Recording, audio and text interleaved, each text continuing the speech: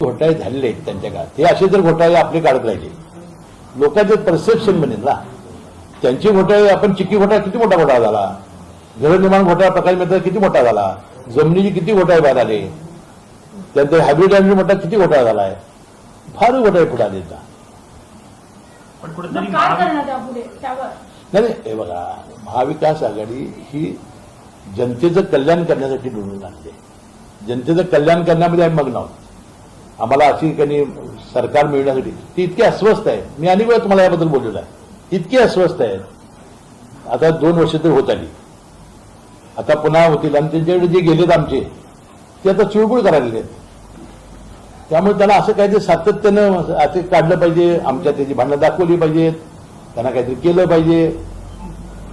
आता काही साध्य होत नाही असं त्यांच्या लक्षात आलेलं आहे. जसं ज्या पद्धतीनं किरीट सोमय्या यांचं आरोपांचं सत्र आहे, ते आपण बघितलं की एनसीपी आणि एकूणच शिवसेनेच्या नेत्यांवर करतात, पण काँग्रेसच्या मतं आतापर्यंत त्यांनी फार सावध भूमिका घेतल्यामुळे केलं नाही. आता तो त्यांचा प्रश्न आहे, कुणाचं काढायचं ते त्यांचा प्रश्न आहे.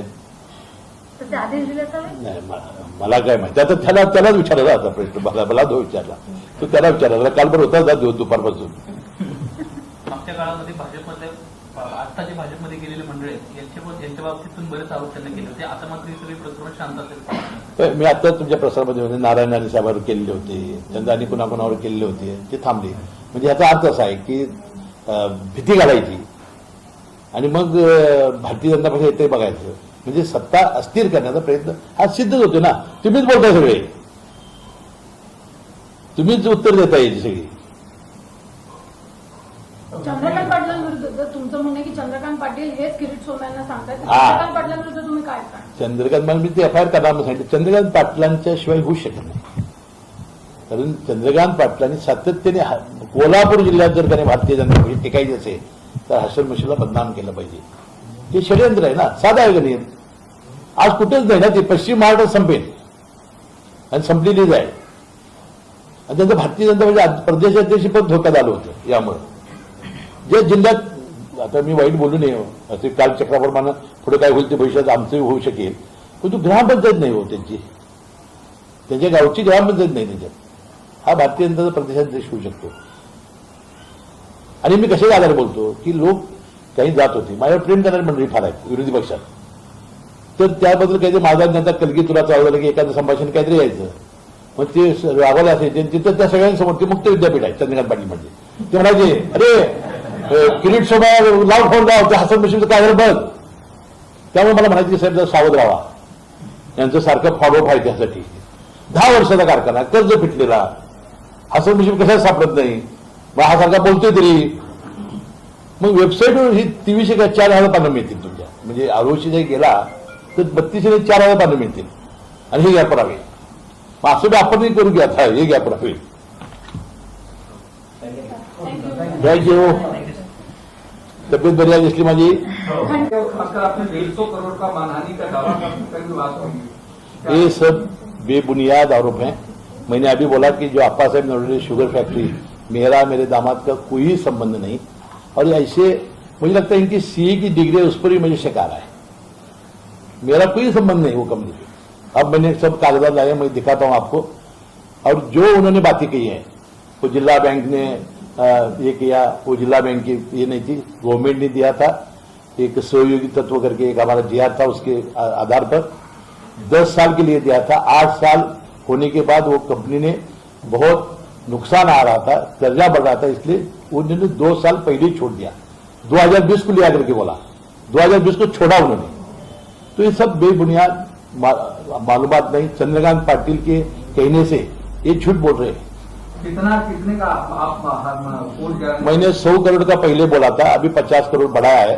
150 करोड़ का मैं क्रिमिनल अबरू नुकसान का दावा कर रहा हूं. आज भी फ्रेश एलिगेशन किया प्रेस कॉन्फ्रेंस की सुबह में, उस पर आपकी क्या सफाई? ये बोला ना मैंने बोला ये बेबुनियाद है, मेरा मेरे दामाद का कोई संबंध नहीं, और ये जो कंपनी है उसका उसके साथ ही मेरा संबंध नहीं, ये मैंने बताया. तो आपने कहा कि आपको बीजेपी ज्वाइन करने का ऑफर था, आपने उसको मना कर दिया इसलिए. और नहीं, मैं बार बार मेरे नेता शरद पवार, मेरी पार्टी एनसीपी, महाविकास आघाड़ी, और जो केंद्रीय जो ईडी, सीबीआई, इनकम टैक्स, इसका जो गैरवापर होता है उसके बारे में अनिल देशमुख जी के बारे में और परमवीर सिंह के बारे में और जो मुकेश अंबानी के घर के सामने जो जिलेटिन रखे थे उसके बारे में मैं आपके साथ इस प्रेस कॉन्फ्रेंस में बहुत बार मैं बोला है, बहुत बार, और ये आवाज दबाने के लिए ये कार्रवाई कर रहे हैं। लेकिन जिस तरीके से आपने कहा कि पर्यटन शुरू है, खास करके पहले आरोप लगाने का, फिर पर्यटन कैसे और क्या आप मुझे बताइए कि ये उन्होंने आरोप किया टांका करने का, वो करेंगे ना एजेंसी इंक्वायरी, इन्हें उधर जाने का किसने हक दिया, इनको अधिकार किसने दिया? ये क्या जज बन गए क्या?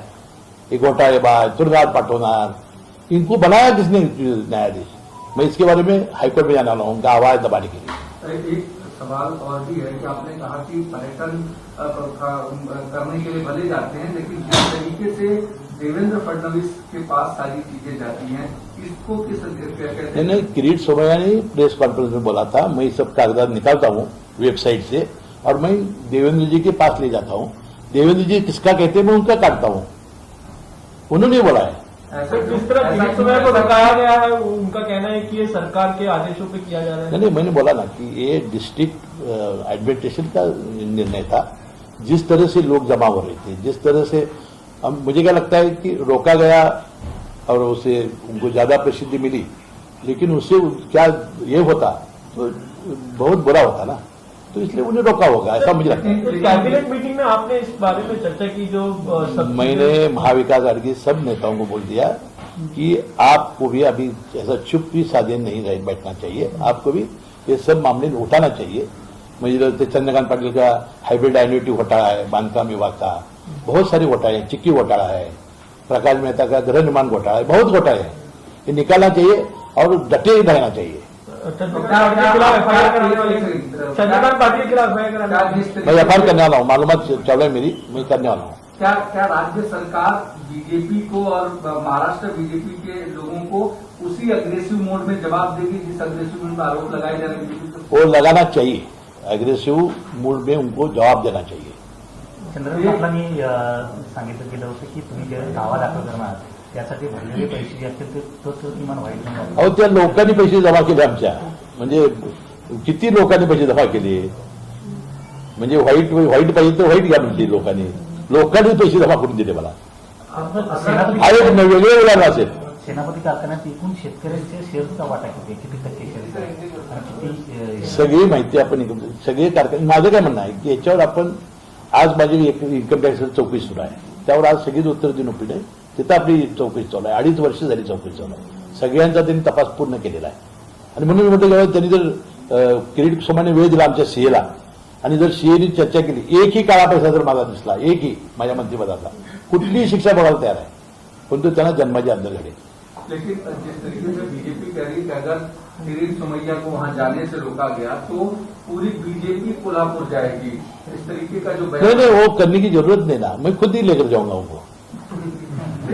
सर तुम्ही आता म्हटलं की महाविकास आघाडी सरकारने आक्रमकपणे उत्तर दिलं पाहिजे, महाविकास आघाडी सरकार कसं उत्तर देणार? म्हणजे तुम्ही म्हणलं चंद्रकांत पाटील एफआयआर दाखल करणार, सेनापती कारखान्याबाबत त्यांना प्रश्न उपस्थित केला आहे की एक शेतकऱ्याचा शेअर त्यामध्ये किती शेतकरी नाही असे संबंध आहे।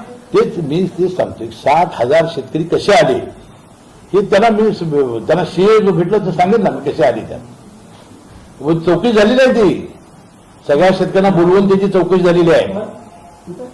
आणि काय विचारायचं विचारा, त्यांनी पाटलं का बघा काय किरीट सोमैया जो आरोप लगाए त्यांच्यावर भारतीय जनता पक्ष त्यांची काढावी कागदपत्र किंवा भारतीय जनता पक्षाचे जे वोट ते काढावेत ना सगळे, म्हणजे एक इम्पार्शल म्हणून त्यांची प्रतिमा होईल।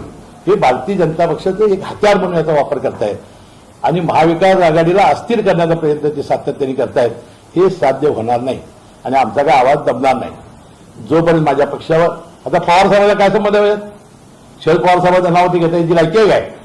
उद्धव ठाकरेंचं नाव घेत आहे सातत्याने, मला वाटतं हे बोलण्यासाठी मला उच्च न्यायालयात जावं लागेल आणि हे बोलण्यापासून त्यांना रोखावं लागेल, कारण यामुळे हे फार झालेलं आहे, अशी परिस्थिती होणं बरोबर नाही। जे योग्य आहे माझ्याकडे विशेष सहाय्यक हातात, त्यामध्ये 4 घटकांना मी न्याय देण्याचा प्रयत्न केला, विधवा भगिनी माझी, परित्यक्ता भगिनी, अपंग माणसं आणि 65 वर्षावरची म्हातारी माणसं ज्यांना आई वडील वडिलांना मुलं बघत नाहीत, त्यांना पेन्शन चालू करणारा मी मंत्री आहे। माझ्याकडे विधी नाही खाता आलं, या चॅरिटी जे आज दवाखाने आहेत त्यांना व्यवस्थित मार्गावर आणण्याचं काम मी केलं। आज लाखो लोक ऑपरेशन आपण मोफत करून देतो चॅरिटीमधून. हृदयविकार, मेंदू, मणका, कॅन्सर, किडनी, लिव्हर, लाखो रुपये जे जिथं संधी मिळाली. आता कामगार खातं, बांधकाम कामगार मंडळ त्याला माझ्या काळात तयार झाला. आज त्याला 2 वेळचं आपल्या जेव्हा महाविकास आघाडी सरकार आलं त्यावेळा थकबाकीदारी शेतकऱ्यांची कर्जमाफी केली, तसं शिवभोजन थाळी चालू केली. आणि आता आपण या बांधकाम कामगारांना मध्यान्ह भोजन 2 वेळचं चालू केलं आहे कोरोना काळात. अशी आपण अनेक कामं केली. म्हणजे माझं म्हणण्याचं काय, हा अभ्यास त्यांनी केला पाहिजे. का बाबा एवढे लोक 30-40 लोक जमा होत आहेत, याचा अभ्यास करायला नको. माझं म्हणणं आहे की बाबा याच्यात कसलंही तथ्य नाही. आणि हा सरसेनापती कारखाना 10 वर्ष झाली. शिळा कर्जा उत का आला होतोय, कर्ज सगळी पिटली. 10 वर्षानंतर पुन्हा विषय का काढला होतो, ज्यांना काय मंत्रिपदात माझं सापडत नाही ना. आता सेनापती आप्पासाहेब नवले कारखाना, त्याचा माझा काही संबंध नाही. आमदार म्हणून मला सहकार्य असेल त्याला, पण आता स्वतः संचालक मंडळ ताब्यात आहे. 2020ला मुलं मुश्रीफांनी घेतला ग्रामविकास मंत्री झाल्यावर. आणि कसे बेताला आरोप करता. आणि आपण त्याला किती प्रसिद्धी देतो हे फार महत्वाचं आहे. आणि मला वाटतं याच्याबद्दलचं आता हे करणार आहे.